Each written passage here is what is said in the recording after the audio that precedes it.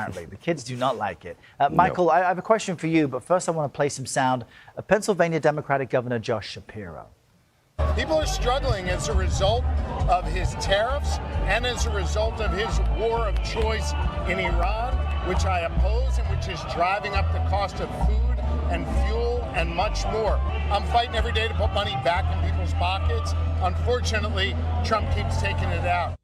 So what do you make of that? The governor there tying economic concerns directly to the president's policies, but should Democrats spend more time perhaps discussing their own plans about what to do about it rather than attacking the president? Donald Trump sat down in front of the press this May, right as gas prices were absolutely ripping through the roof, and flat out admitted he does not think about the financial situation of the American people. He literally said those exact words. We are talking about a moment where the entire country is essentially screaming about inflation hitting a 3-year high of 3.8%. And his response is that he only thinks about one thing, which is stopping Iran from getting a nuclear weapon. That sentence did not land as strength. It did not land as resolve. It landed as a confession because the country heard it differently. They heard a president telling 330 million people that their rent, their groceries, and the $4.50 they are now paying per gallon of gas simply do not factor into his calculations, that the strategic priority was nuclear deterrence, and the financial suffering of working families was an acceptable externality. And the numbers that followed that admission confirmed the damage was already done and spreading in every direction simultaneously. Over 70% of the country feels frustrated or angry about how the White House is handling the economy. Fresh new CBS News polling on the economy is bad news for President Trump. It shows most Americans are dissatisfied with the White House's approach to economic issues. 67% say they disapprove of Mr. Trump's handling of the economy, and 57% say the president's policies are making them financially worse off. CBS News Elections and Surveys Executive Director Anthony Salvanto breaks down more of our CBS News polling. We've seen the president's ratings on inflation, ratings on handling the economy drop. Here's in particular what people see as impact on the economy from the administration's policies. And you see the president's overall approval rating has cratered to 37%, the lowest point since he took office again. That is not a polling fluctuation. That is structural collapse, and it is happening at the worst possible moment on the political calendar. And it did not come from nowhere. It came directly from a decision made in February when the administration launched military strikes to take out Iranian nuclear sites. The immediate blowback was swift and economically catastrophic. Iran blockaded the Strait of Hormuz, using naval mines and coordinated attacks on commercial shipping to shut down one of the most critical energy corridors on Earth. Crude oil prices surged 50% virtually overnight. The cost of a gallon of regular gasoline climbed a full $1 above pre-war levels.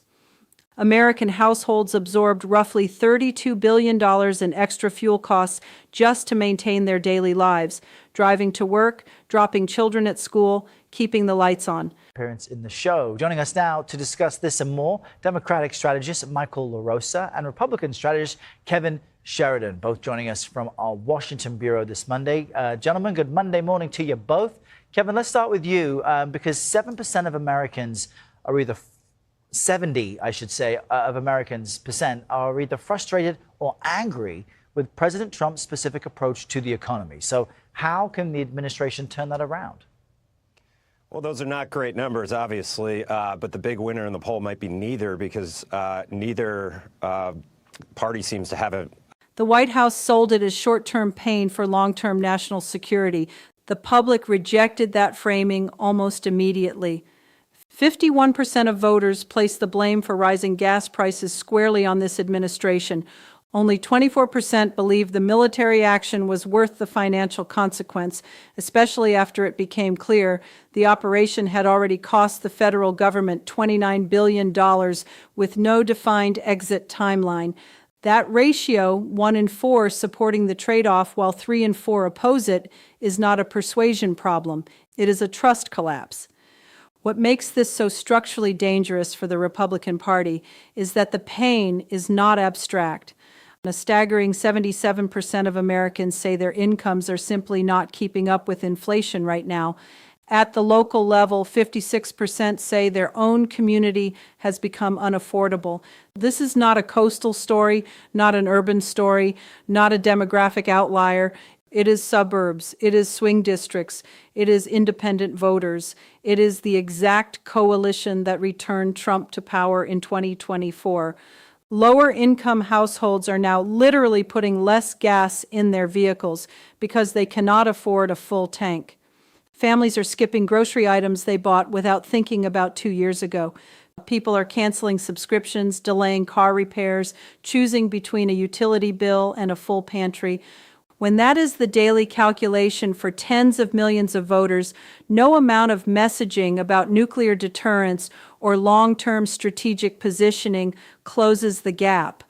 The gap between what was promised and what is being lived is now the dominant political fact of this moment. The Democratic strategists recognized the opening instantly. The DCCC began plastering Trump's quote everywhere.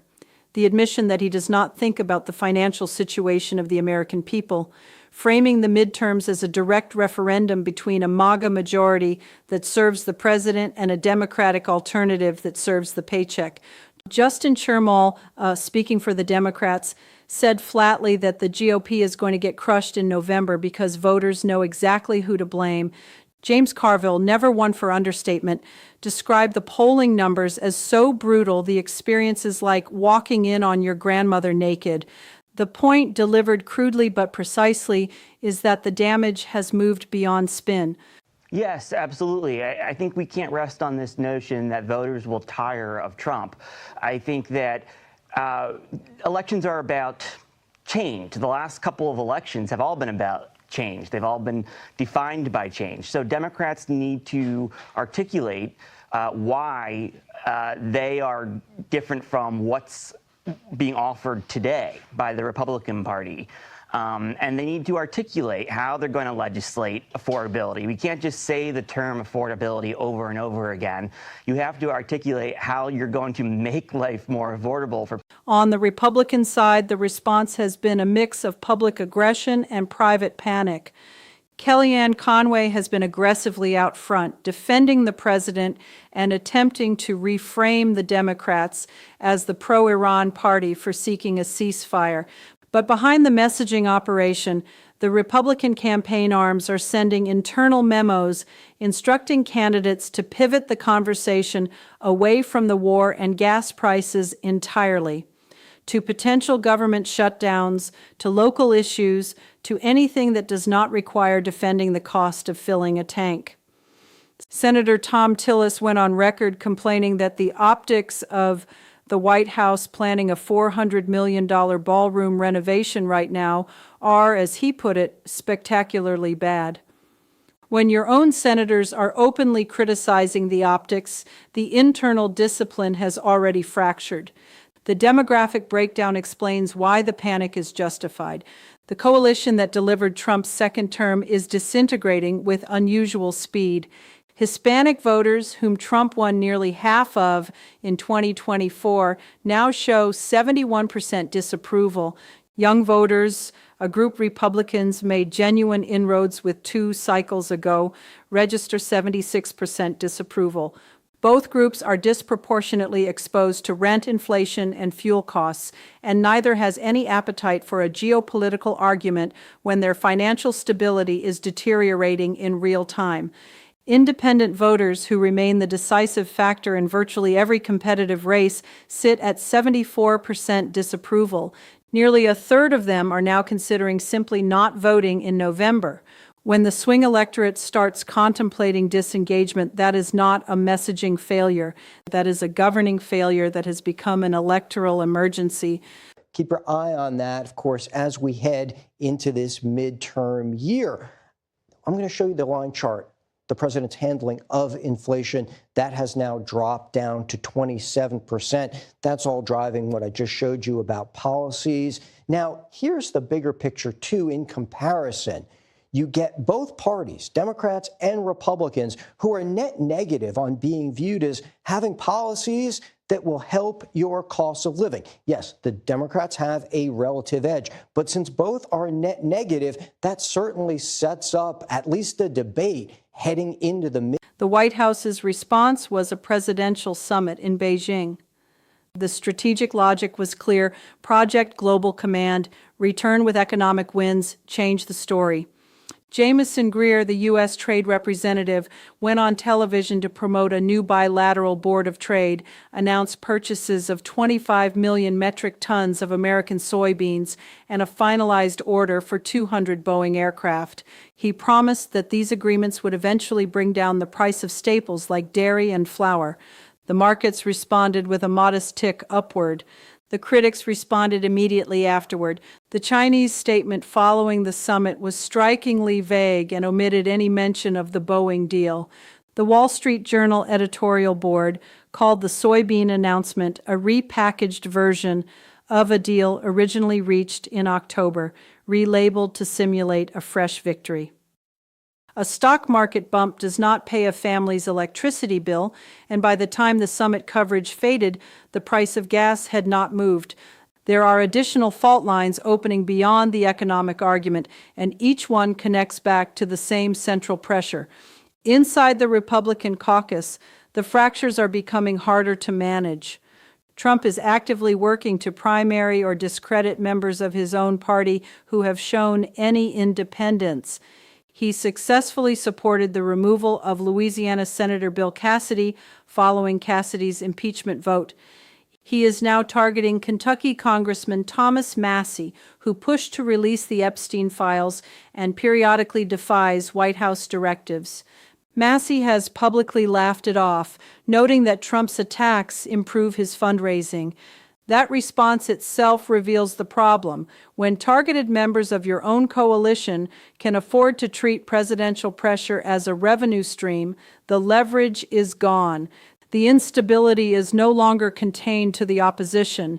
It is metastasizing inside the tent. Bipartisan coalitions are forming in the space that ideological discipline has abandoned. Representatives Brian Fitzpatrick and Tom Suozzi, leading the Problem Solvers Caucus, have been pushing back against closed primaries and gerrymandering, arguing that the current system hands enormous power to the roughly 18% of extreme voters who participate in primary elections, generating gridlock that the broader electorate never voted for.